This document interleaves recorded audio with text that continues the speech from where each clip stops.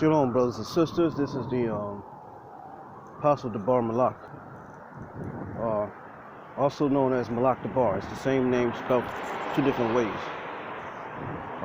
Full name is Malak Allah Hadabaryam Ban Yeshua Allah. All right. Yeah, I got something to say real quick before I go to my location.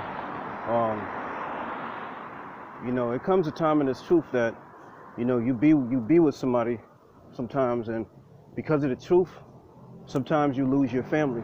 Your family leaves you, your wife leaves you, your parents stop dealing with you, all because of this truth, all because of, the Most High, all because of his son Yahushua, whom the world calls Jesus Christ, but except he's black.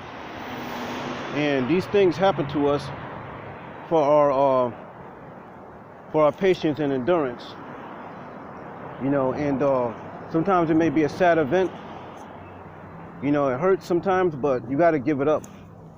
The scriptures talk about, if you have a choice between your family, your wicked family, I should say, and your, this word, you got to choose the Most High. You got to choose His truth. You got to choose the commandments. That's what, you have to choose, and it happens sometimes. Now, if your family is righteous, everybody's keeping the commandments, everybody's keeping the laws, believing in the Messiah, following the Messiah, then, it's, then, now if you leave that, you got a problem. Now that's adultery, that's causing people to commit fornication, and that's doing a lot of wicked stuff, and the Most High will deal with somebody like that. But if your family gets up and leaves you, and then there's times you got to put people away because they're being wicked and they're not keeping the commandments. That's righteous, to put somebody away that's being wicked and not keeping the commandments. Obviously you don't do that right away. You go through counsel, you go through what you got to go through, and that's the end of that. And you deal with that accordingly. But sometimes it's beyond your control, and the Most High wants you to leave and go your way. Now, when it comes to your children, you take your children with you. Your children go with the Father. But if this system does not allow it, you fight this system and you pray to the Most High and fast. Because sometimes that doesn't, it doesn't happen that way. Now this can happen on both ends. This can happen with the man or the woman. It's not always the man or the woman. It could be both. It could be a woman's husband. Don't want to deal with this truth. Putting somebody away because you don't want to keep the Most High's commandments is the same as you leaving them. There's no difference. There's no difference between putting away and leaving. It may be worded differently, but it's different. So these are things we got to keep in mind.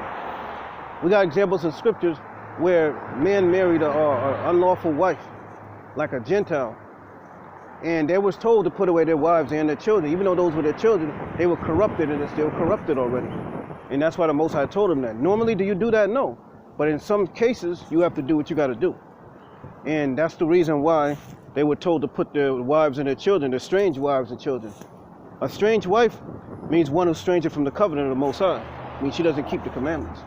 People just think, oh, it means a woman of other nations. No, it doesn't all the time. There are women of other nations, like Ruth, who kept the commandments. Even when you deal with a heathen sometimes, there's heathens who will keep the commandments better than some Israelites. Does that mean they're going to be saved? They become Israelites? No. But that has to be taken into consideration before someone goes and rants off at the mouth and say, oh, we're not supposed to do this, we're not supposed to do that, and they don't know the whole law. There's laws on different situations, and you got to know these situations. All right? In a nutshell, this is what's been happening. And if a woman causes a fight in the house, or likes to fight, or like to cause fights between you and other people, that particular person,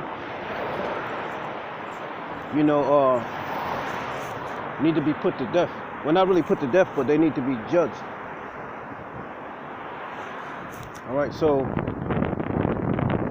I'm gonna say shalom, and just stay tuned for more updates. Happy Sabbath. And happy Purim, second day of Purim, I believe it is. You know, because we had Nicanor, then we had Purim. They were back to back from each other. All right, shalom.